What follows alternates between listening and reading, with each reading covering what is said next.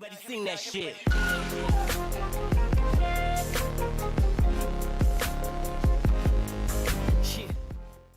All eyes on Danny Cipriani, but England's pack need to deliver. It is going to be fascinating watching Danny Cipriani at Newlands. I have always been a huge supporter. He was the natural heir to Jonny Wilkinson post-2011 and should have 70-80 caps by now. Yes, he has occasionally been seen as wayward, but even those incidents were totally exaggerated, and ever since he returned from his spell in Australia at the start of the 2013-14 season, he has consistently looked the best English 10 in the Premiership.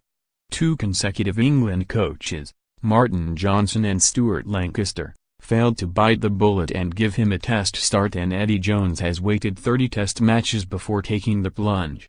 Even now it seems a very fingers-crossed selection rather than one of real endorsement.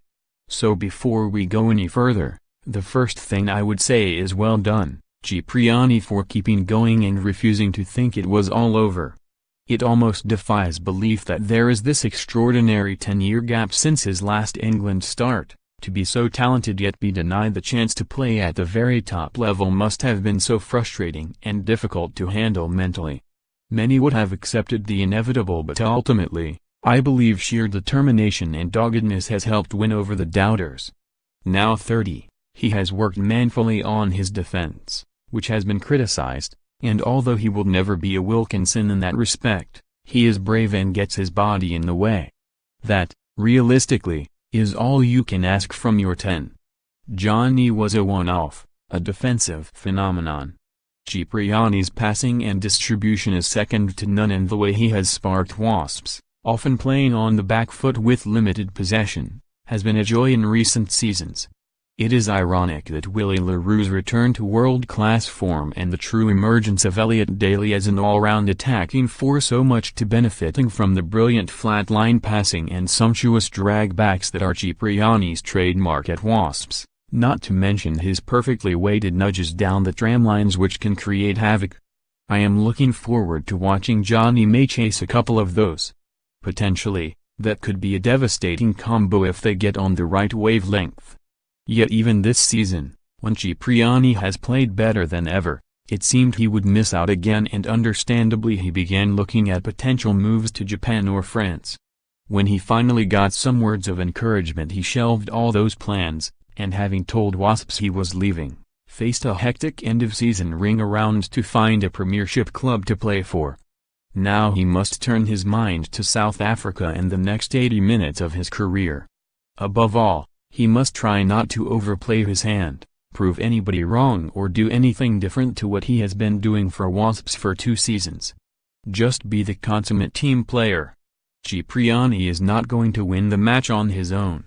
No player can do that, let alone somebody who has not started a test in 10 years. The only way England will beat South Africa is with a confident, crisp and well-executed team display, and Cipriani's job is to contribute to his side's performance in every way he can. He has some dangerous runners to work with, but also a wealth of hard-earned experience to guide him. It could be a little bit damp and slippery, and England might need to rein in at times and adopt a clever kicking game.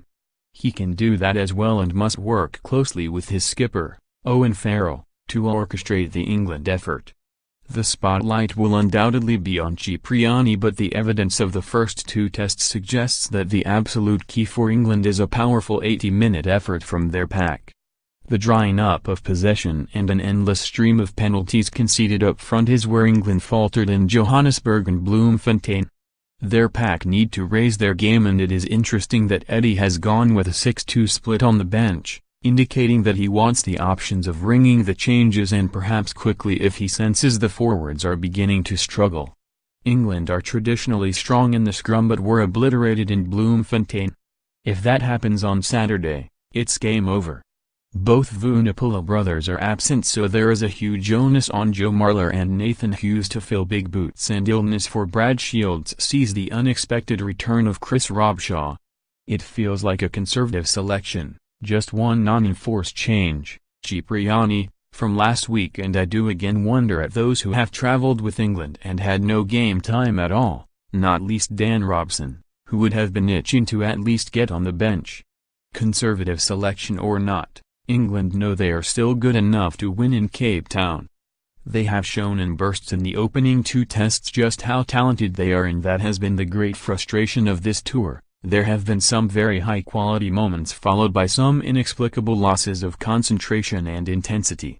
If England, with Cipriani at the helm, can just put in a proper rock-solid 80 minutes of rugby, they will win. South Africa are improving and are beginning to get on a roll, but they still have a way to go and are right at the end of a long, troubled season. England need to expose the frailties that still exist in the Springboks team. Do that and their off-season will be so much more enjoyable.